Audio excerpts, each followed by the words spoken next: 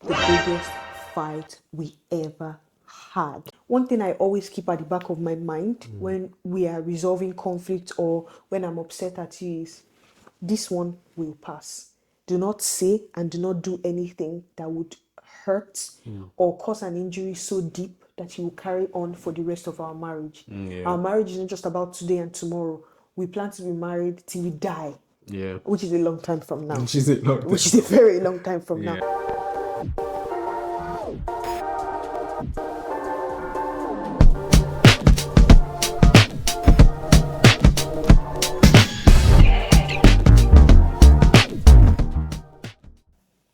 Bam, bam, bam, bam. Ichaka. Hi, friends. Hi, friends.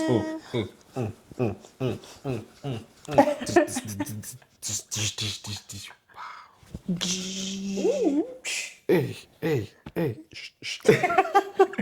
Welcome back to our YouTube channel. Today, we're going to be discussing the biggest fight we ever had. Yep. I think this is going to be an interesting one. Yeah. And I think people might learn a thing or two from one of the biggest fights that we've ever had. So, Looking back now, like 2+ years married. yeah. Because this fight happened like a lot earlier in our marriage. Very. Few months into the marriage, I think. Weeks. Exactly. So looking back now, Yeah. I think it's just so funny. But like I'm happy with every disagreement, every fight that we've ever had because it has brought us a lot closer together. 100%. So yeah. For those of us watching, don't judge us. You listen, We don't judge. please. No, we are not judging. You don't judge. Okay? Listen, but don't judge. Yeah. I'm particularly putting that out there because anybody that judge me, I'm watching in the comments. Anybody that judge me, you can judge Sam, but don't judge me. Don't please, please don't judge us. Don't judge us. Thank you. Okay. So yeah. What was the biggest fight we ever had? Thinking back, I think the biggest fight we had was the one relating to dressing. Yeah. If I remember correctly, it was. Better remember correct. Let's be correct. It was a night before you went to the office. Was it a bit that you were trying on an outfit? No, You were trying go on for an outfit. No, I don't know. I might get my timelines wrong, but Yeah. I think you were trying on an outfit, and I was not happy. What were you not happy about? So it was an outfit where you had leggings on and you had a skirt over it. And now the skirt was short. Yeah, but I was wearing leggings. But exactly. But you kept saying you were wearing leggings. And I was not exactly comfortable with that because at the end of the day, it's still a mini skirt. So I was of the opinion that you either wear or you should try putting on a full trouser. Yeah. Or you wear a skirt. Like I didn't get the idea By of skirt, you mean like a longer skirt? a longer skirt, yes. So I didn't get the idea of wearing a mini skirt and leggings and then like it was just like you either wear trousers or you either wear skirts. And I just didn't understand why. So and you were not understanding why I was not understanding because you're just like, but the skirt is covering me and the leggings is covering the parts that the skirt is not covering, and I was just like Okay, so a little backstory, right? Yeah. Growing up for me, I did not grow up in an environment where like my outfits were restricted. Okay. Right, and that's something that I carried into adulthood as well. When I became a believer, I think dressing is one of the areas where the Holy Spirit really took his time. Love that guy, very patient.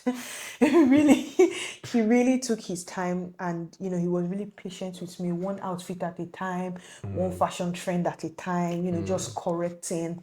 So you met me at a point where I wasn't fully who I wanted to be or who God would have me be in terms of modesty. Okay. Growing up, like I said, I was never stopped from wearing mini skirts. I was never stopped from wearing bomb shorts. I was never stopped from wearing any of those things. In fact, my parents bought them for us. Do you understand? So it wasn't an issue. I have modern-ish parents. Now, compared to you grew up in a traditional Christian household. Yeah. There was nothing like short skirts, even to pierce your ears. Yeah, it was a problem. Exactly. Me and my sisters did it eventually when they had grown up. My mom was still like, what? No. You pierced your ears. No. And she was really trying to. Anyways. Yeah. Yeah. So growing up, coming from that kind of background, and marrying someone like me who came from the kind of background that I come from. Yeah. Imagine the differences that we had to. Should have been a lot. Yeah. We had to overcome. So at that point in time, I didn't really understand what you were talking about. Like, I see girls in church wearing. So this is not about what is decent and what is not. I think it was just more about what you are personally comfortable with. Yeah. Right. So at that point, I didn't really understand what you were talking about. I'm like, the leggings were not even the transparent type of leggings. You know those ones where the leggings are quite thick, right? You're not seeing skin. Yeah, it's completely black. It's completely black, but then there is a mini skirt over it. So at that point in time, I was very confused, and I made that very clear. Like, what are you talking about? Like, I don't understand. This is the way, and when we're dating, that's how I dressed all the time as well. So I didn't really understand. Yeah, what I was talking about. Yeah. So if I remember correctly, like we were going back and forth, back and forth, back and forth. It was a very long evening. Yeah, it was a very long evening, and that was just the first of many dressing fights that we had. I think Sam and I don't fight. we don't argue at all, because one thing that we have done in our marriage is we have built systems and structures in place to communicate constantly. Yeah. Even the most difficult things, we talk about them easily because we are constantly communicating. Yeah. But this aspect of dressing and modesty was just one where it was just tough to understand where both of us were coming from. I think it then got to the point where we started to agree to disagree. There are some times where you're just like, okay, yeah, like there are certain things that where you're like, okay, if you insist. And there are certain things where you're like, I don't think you should wear that. I think these pants, those are my leather pants. I think those pants are a little too tight, or this is. I wore those pants when we're going for our notice to get married, like when we're going to the marriage registry. Yeah. I wore it then. There was no issue, but when we got married, it's like the vibes changed. What changed after we got married? Because most of the clothes, I didn't really buy new clothes when we got married. Most of the clothes I used to wear were clothes I wore when we were dating and when we were already engaged. So what changed after we got married? Well, before we got married, I knew like God was leading me to you, and I knew like the relationship from what we had started discussing. I mean, we went to notice what's the place? The place to register our notice of marriage together. Place. So I wanted to eventually get married to you. Yeah. And I was just like, yeah, I thought there were some things that we'd be able to address later on. Some things are not that urgent. They are not that much of a deal breaker for me. Like, majority of your outfits at the time were not all like that. Yeah. There were just a few, like every odd time, there's just that one thing that I don't entirely agree with. I'm just like, yeah, you know what? We can sort it out. Like, we can discuss more when we are married. Like, I also felt like it was not my place at the time to start telling you how to carry yourself, because I mean, we are not getting married. In my head, marriage is that final piece of the puzzle that you put together, and then we are both like, you are my wife, I'm your husband, like we are one at that point. So while we're dating, I was just like, yeah, I don't entirely agree with this, but it's not a deal breaker for me because it's just an odd time out of the ordinary. So I'm just like, yeah, you know what? let's put down the back burner for now. Like Yeah. we'll talk about it in future. On that point, Yeah. in my head, right, what I like when we got married, how I saw it was that why didn't we talk about this when we were dating? So in my head, I thought that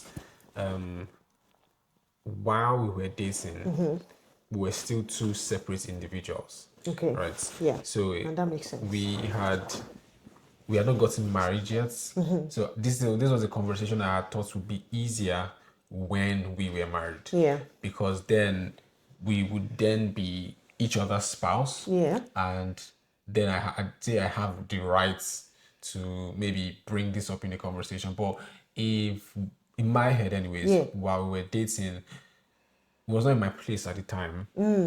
Especially given that it was just that one odd time that's something that I did not really fully agree with was being done. I was just like, yeah, this can sit in the back burner for now. Yeah. And then we can just hash these things out during the course of our long lifetime. Yeah. So yeah, I mean, hearing these things in marriage and objecting to certain things that I was wearing wasn't the nicest thing to hear, obviously. I thought, if there was anything like that you didn't like, we would have spoken about it in the dating phase, would have trashed it out, and then, marriage would be smooth sailing. Yeah. So hearing that, like, there are some of the things that I wear that make you feel uncomfortable or that you don't particularly like was just, a bit off-putting for me. Yeah. But one thing I really did appreciate anyways was that even though these things were very touchy, you were very respectful about it. There wasn't any raising of voices or, insisting on you must do this because I'm the man of the house. No, I do appreciate your patience anyways, because now looking back, I do see what you're saying. There's a certain level of modesty that I need to have as a Christian that I didn't have at the time, and it was just you opening my eyes to see that. Although at the time, like I just mentioned, I didn't see it that way. A lot of the things that I had to, stop wearing, a lot of the clothes I had to stop wearing, many of them I didn't really understand. I was just like, agree to disagree. Because here was my thought process. Is it right or wrong? I saw it as right. Yeah. Would God be happy with me wearing this? There are certain things that I'm very sure that God wouldn't have a problem with me wearing, especially in the kind of society that we live in. Like it's remember that we grew up in Nigeria, where a lot of the things that we know and a lot of our practices are more cultural than they are religious. Yeah.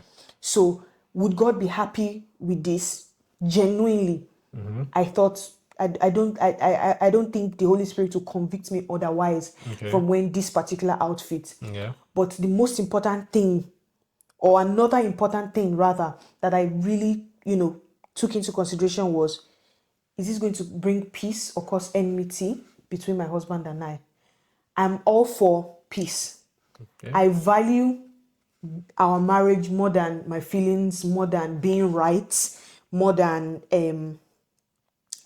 more than being right or more than having my own way. Now, that being said, it doesn't mean that, I was glad to do all of these things. I genuinely wasn't. Like, how dare you tell me I cannot wear my leather pants? I loved those pants so much. I had to throw them away angrily one day. I couldn't even give it out. Sam said, you are not comfortable, or I'm not comfortable with you wearing it, and you want to give somebody else to wear it. So, so it I still think that even the concept of dressing till date is still something that we have to, it's that one topic that when we talk about it, we have to both make sure that we're extra kind, extra attentive. Like, it's just that one topic in our marriage where we're like, okay, we're talking about this again. Let's you probably have to even pray in the language of the Spirit under your breath, like Holy Ghost. It's not that serious. I'm exaggerating, but it's something that we really struggled with at the beginning anyways. Yeah. And another something for me that I struggled with was like bringing it up, because I knew while we were dating, there was that one time where you're going off for your birthday and My orange dress. That dress was gorgeous. I didn't object to it. I did not like the way the dress was. Also, I think what was it? It was indecent. Let's be fair. I did not like the dress per se, but it was I was traveling for her birthday at the I time, went to Morocco. and she wore the dress, and I'm just like, oh, okay. And I can't remember exactly how it happened, but it caused a fight, and We had to bring in our counselors, and we're dating.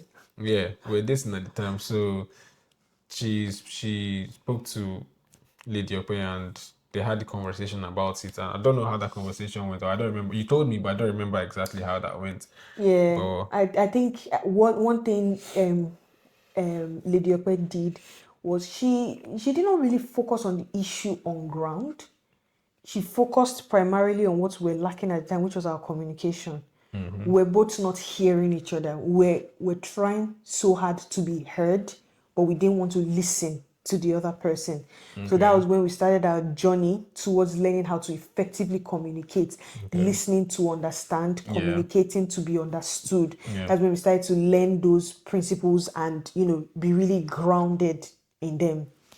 Yeah. okay. Yeah. Okay. Yeah. So how would you say that? How do you say we handle conflicts? Um, The odd time when we have a conflict. How do you say we handle I'd conflicts? say we handle conflicts fairly very well. We barely fight to the glory of God. And it's not just the glory of God because we also put to the glory of God primarily, but we also put structures in Structures place and systems to in place. avoid conflicts. But conflict is that one thing that in marriage you cannot fully escape. Yeah. You will fight with your or you disagree, not fight. Yeah. You disagree with your spouse on something.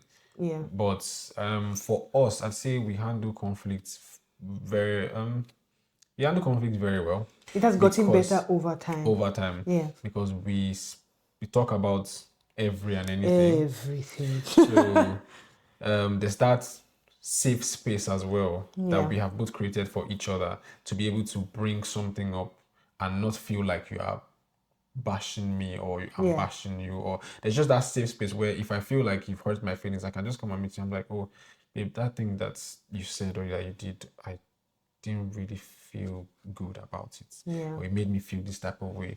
And there's that safe space that we have both created Yeah. for each other to be able to talk about those things. So conflicts don't really feel like conflicts. Yeah. It just feels like an avenue for us to grow and act like a point where we can talk about something deeper and connect with each other on a deeper on a level. deeper level.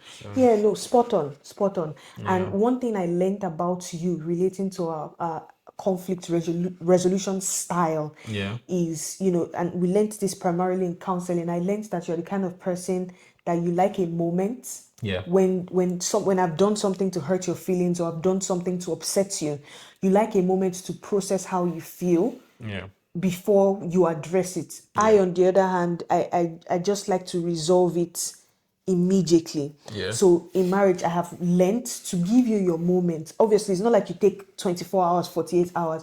You just need a minute or two. Yeah.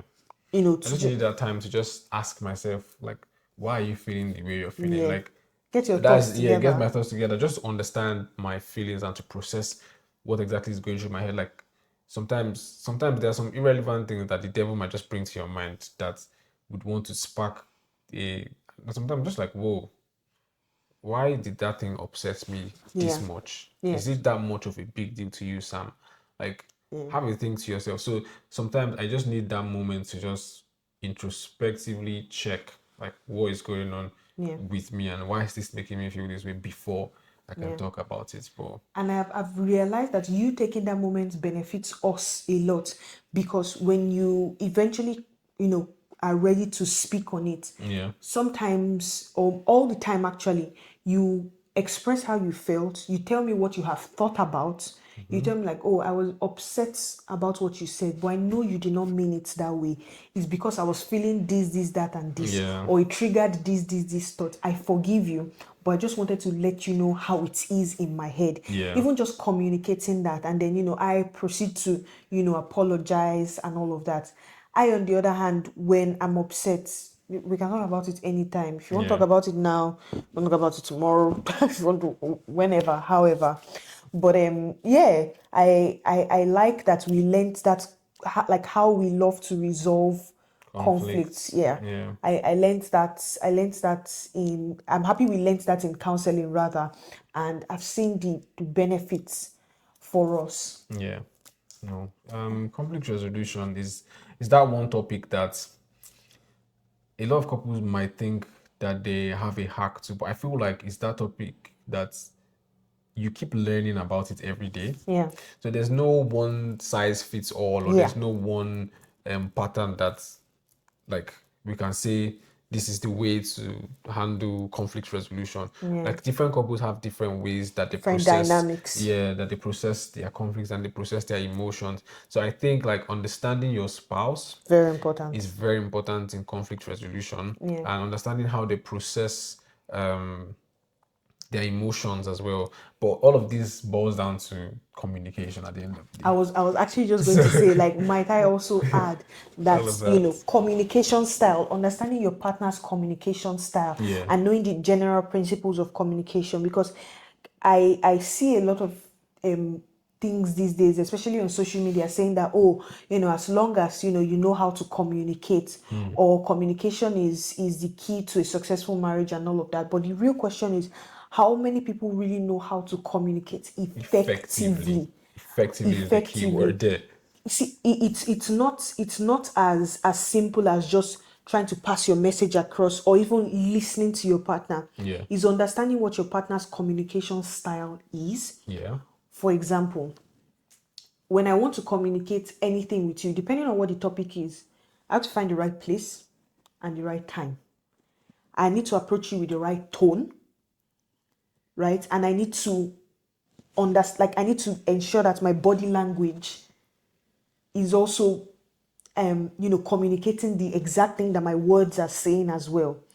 Because I mean, it just would impact how you receive the information. Yeah. Let's take this for instance. If I'm trying to tell you about something that you did to upset me, you've just had a very long day at work, and then you probably did something to upset me. Yeah. And then immediately, right there and then, I'm just like, oh no, I don't like what you did. Why would you talk to me like that? I don't like. That's going to make you even more upset. Yeah. There's a time, there's a place, there's a tone. Yeah. Yeah. And I think that's vice versa as well. Like even for you as well. It's not, I understand that while you can handle conflict resolution in the moment when you're feeling hurt and all of that, I also like to think like, oh, is now the right time? Like, can I take a moment and just give her a moment to like process what she wants to process, and then if she comes to me in that moment and like say she wants to talk about it, like we can go ahead and Yeah. talk about it. But I feel like there's also a time and there's a place for that as well. There's an Like, atmosphere. yeah, like we can't disagree on something, and then Luke is crying and he's fussy, and maybe he doesn't want me to pick him up, and he just Yeah. wants only you, and then I'm trying to like, oh no, let's talk about it now, let's Yeah. let's trash this thing up Now. Like, it's just going to get Yeah. everybody, like get you riled up. Yeah. And then at the end something that might have been handled in like Yeah. 10-15 minutes spirals into something that is bigger than Yeah. this thing. So Yeah, a time and a place and tone and everything. very And important. yeah, and ultimately respect. One thing I always keep at the back of my mind when we are resolving conflict or when I'm upset at you is, this one will pass. Do not say and do not do anything that would hurt or cause an injury so deep that you will carry on for the rest of our marriage. Yeah. Our marriage isn't just about today and tomorrow. We plan to be married till we die. Yeah. Which is a long time from now. Which is a very long time from now. Yeah. So I don't want you to carry wounds so deep. I don't want to cause. The world already hurts us in so many ways. So many Yeah. things already happen. I don't want to contribute to that as well. I want to be your safe space for a very long time. Till the end of our marriage, or till we die, or till Jesus comes, whatever it is. So I always keep that at the back of my mind, that even though I'm upset with you, I have to ensure that you are safe and that you are loved. that brings me to my next question. Yeah. What are ways or structures, systems that you have put in place to ensure that I still feel loved and I still feel safe, even though you're upset with me or, I've done something to offend you? So I'd say one of it would be just making sure that I talk to you within, like, if maybe something happens and we have a disagreement or something, that happens so at some point in the day. Yeah. One thing I know for a fact is that I can't sleep without touching my wife. That's one Like thing. this. That Here's your leg up. Like this. Like this. This is how we sleep. So that's one thing that I know that I have to do. At the end of the day, I don't plan to go to bed angry at my wife. So if it's something that we've not hashed out at the moment, maybe it's something that happened late in the night and we just want to have a sleep on it and talk about it the following day, I must touch my wife when I'm sleeping. And when I touch her, or I put my leg on her leg or something, and she just responds back, I'm just like, okay. I know That's that more for you. she still loves me. That's more for you than for me. But more one for thing that I've done actually to ensure that you still feel respected is to talk to you with respect. I don't want to be that kind of husband that disrespects his wife or that is very authoritative over his wife or something. So I always think about how can I bring this in a respectful manner and hash this thing out so that me and my wife can go back to being the Lovey-dovey. jokey, lovey-dovey folks that we are. Another thing I'd say is just putting your feelings first, putting you first. Yeah. I try my possible best to imagine things from your perspective, no matter what the conflict is. I try to see it from both sides. I understand how I'm feeling, but also putting myself in my wife's shoes, like, okay, imagine you're on the receiving end of this now. How would you react to that? Or do you understand why she's reacting that way? Yeah. Especially because most times when we have that conversation in resolving something that we disagree on, you ask me that question.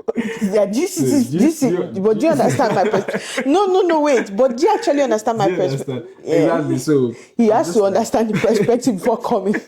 I'm just like, okay, yeah, I understand why she might be feeling the way she's feeling, and I can see why she's feeling the way she's feeling, and then we can have that discussion and just resolve that thing and move on from it. So how about you? What are those things that you do or that you put in place to ensure that I still feel loved?